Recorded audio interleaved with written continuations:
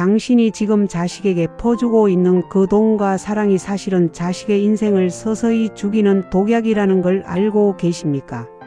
내 자식이 내가 죽은 뒤에 홀로 서지 못해 무너지는 꼴을 보고 싶지 않다면 지금 당장 자식에 대한 기대를 버리셔야 합니다.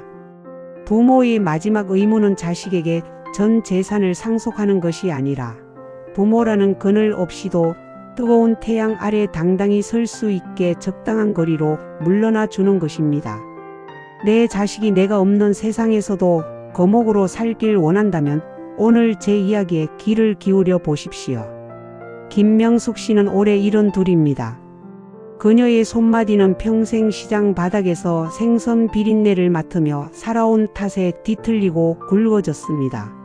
남편 일찍 보내고 홀몸으로 아들 하나 번듯하게 키워내는 것이 그녀 인생의 유일한 성적표였습니다. 대기업 다니는 아들, 현명해 보이는 며느리, 그리고 토끼 같은 손주들. 남들이 보기엔 자식 농사 대박 터트린 성공한 노후처럼 보였습니다. 하지만 명숙 씨의 마음 한구석은 늘 허전하고 서늘했습니다. 일주일에 한 번 전화를 할까 말까 한 아들이 서운해서가 아닙니다.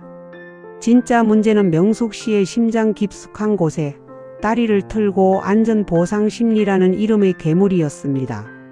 내가 너를 어떻게 키웠는데, 내가 먹고 싶은 거 안 먹고 입고 싶은 거 안 입고 너를 가르쳤는데.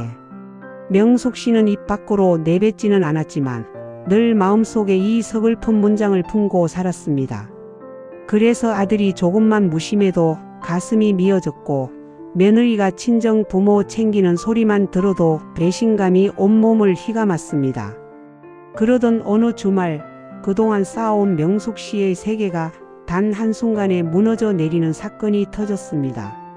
아들네 집에 정성껏 지은 한약 상자와 반찬 보따리를 들고 찾아간 명숙 씨는 현관문 앞에서 아들 부부의 날선 대화를 듣게 됩니다.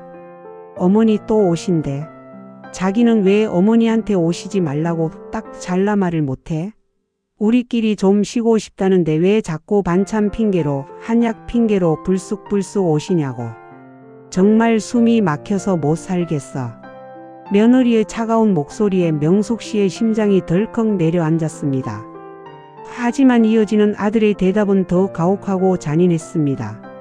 나라고 안 불편한 줄 알아? 엄마는 나 없으면 당장 죽는 줄 알아서 저러는 거야. 적당히 비위 맞춰드려야 용돈도 나오고 나중에 그 아파트라도 우리 이름으로 물려받지. 안 그래? 조금만 참아. 노인네 비위 맞추는 게 뭐 그리 어렵다고 그래.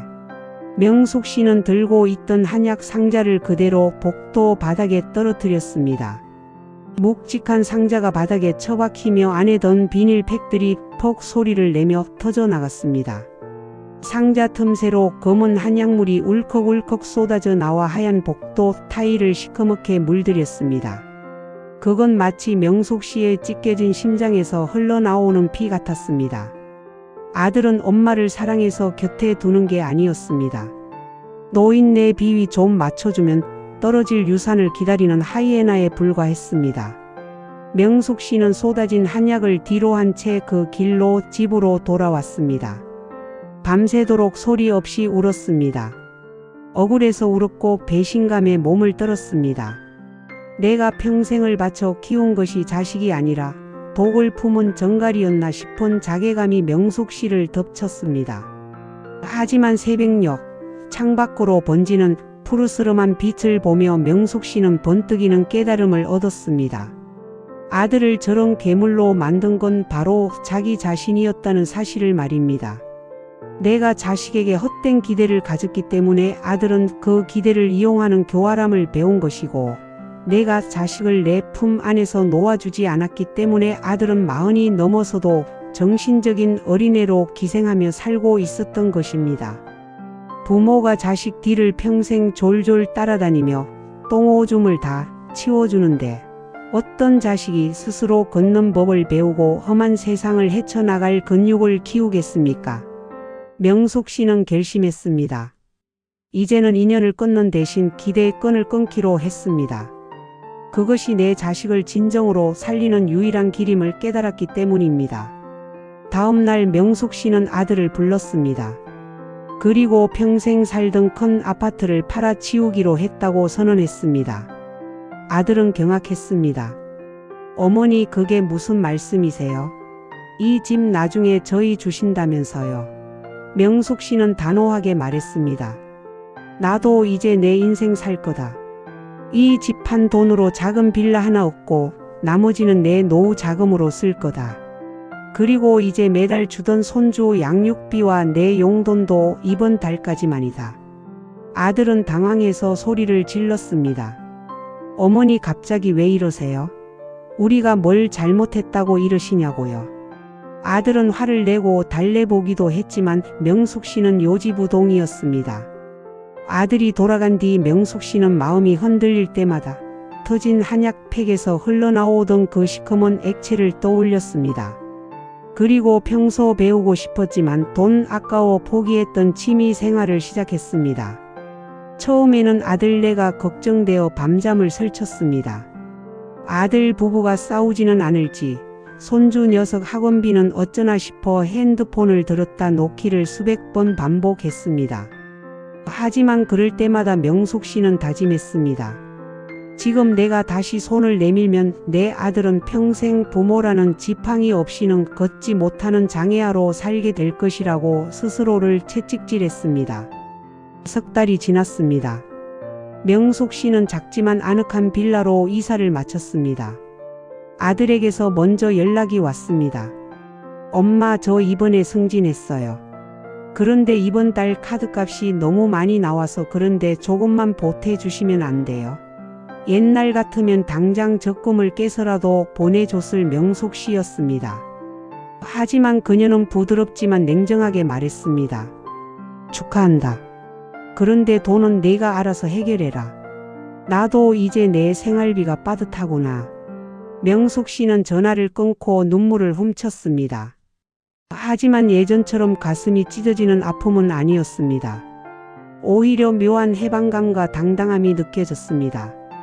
내가 기대를 버리니 서운할 일도 없고, 내가 경제적 지원을 끊으니 자식이 비로소 스스로 살기를 찾는 모습이 보이기 시작한 것입니다. 사랑이라는 이름으로 자식을 망치고 있는 수많은 부모님들께 묻고 싶습니다. 당신이 죽은 뒤에 당신의 자식이 홀로 서지 못해 무너지고 세상의 조롱거리가 되는 꼴을 보고 싶으십니까? 아니면 당신 없이도 세상의 모진 바람을 견디며 당당하게 살아가는 사자가 되길 바라십니까? 부모의 마지막 유산은 건물도 땅도 돈도 아닙니다.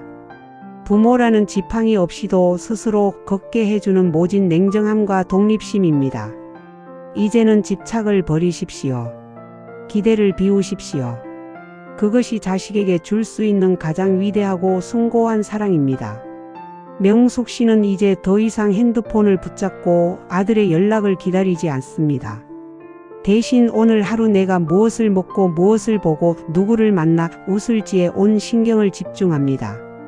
자식에게 쏟았던 그 지독한 집착과 관심을 자기 자신에게로 돌렸습니다. 그러자 기적이 일어났습니다. 늘 구부정하던 허리가 꼿꼿하게 펴지고 매일 달고 살던 소화제가 필요 없어졌습니다. 그리고 무엇보다 아들을 볼 때마다 치밀어 오르던 서운함과 보상심리 대신 한 인간으로서의 연민과 응원이 그 자리를 채웠습니다. 부모가 행복해야 자식도 행복합니다. 부모가 자식에게서 독립해야 자식도 부모에게서 독립합니다. 자식이 부모 없이도 잘 살 수 있게 정을 떼어주는 것, 그것이야말로 우리가 이 세상에서 수행해야 할 마지막 의무이자 가장 고통스럽지만 아름다운 숙제입니다. 당신은 지금 그 숙제를 하고 계십니까? 아니면 여전히 자식의 인생에 간섭하며 서로의 영혼을 갉아먹고 계십니까? 선택은 오로지 당신의 몫입니다. 하지만 명심하십시오. 당신이 오늘 용기 내어 버린 그 기대가 당신 자식의 무너져가는 내일을 구원할 유일한 열쇠가 될 것입니다. 어느덧 낙엽이 지고 찬바람이 매섭게 붑니다. 명숙 씨는 가벼운 배낭 하나를 메고 혼자 기차 여행을 떠납니다. 아들에게선 이제 가끔 짧은 안부 문자가 옵니다. 엄마, 날씨 추운데 감기 조심하세요. 명숙 씨는 따뜻하게 답장을 보냅니다. 너도 잘 지내라. 그리고 창밖으로 지나가는 풍경을 바라보며 평온하게 미소 짓습니다. 이제야 비로소 부모라는 이름의 거대한 감옥에서 스스로를 해방시킨 것 같습니다. 명숙 씨의 뒷모습은 그 어느 때보다 가볍고 자유로우며 눈부십니다. 자식은 부모의 소유물이 아닙니다. 잠시 우리를 거쳐 세상으로 나가는 귀한 손님일 뿐입니다. 손님이 떠날 때가 되면 기폭의 문을 열어주고 배웅해 주는 것이 주인의 도리입니다. 더 이상 자식의 뒷모습을 보며 눈물 짓거나 서운해하지 마십시오. 대신 당신의 앞길에 스스로 등불을 밝히십시오. 자식은 부모가 밝힌 그 등불의 온기를 느끼며 스스로 자신의 길을 찾아갈 것입니다. 그것이 바로 세상에서 가장 아름다운 이별이자 진정으로 하나가 되는 위대한 동행입니다.